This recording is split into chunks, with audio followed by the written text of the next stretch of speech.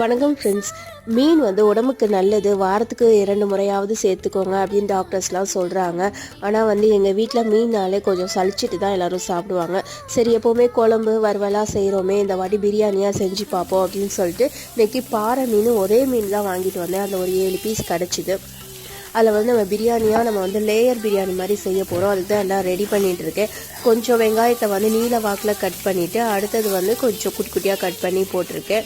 ஏன்னா நீல வாக்கில் எண்ணெயில் பொரிச்சு தான் அந்த லேயர் பிரியாணிக்கு போடுவாங்க. பட் நான் அந்த மாதிரி செய்யலை, ஒரே ஒன் பார்ட்டாக வந்து அப்படியே செஞ்சிடலாம் அப்படின்ட்டு ஃபஸ்ட்டு ஒரு லேயரில் வந்து கொஞ்சம் மீன் போட்டுட்டு அதுக்கு மேலே கொஞ்சம் ரைஸ் போட்டுட்டு அடுத்த லேயரில் வந்து ஒரு 4 மீன் வச்சுட்டு அதுக்கு மேலே ரைஸ் போடுறேன். பாஸ்மதி ரைஸ் வந்து ஒரு 3/4 தான் வெந்துருச்சு.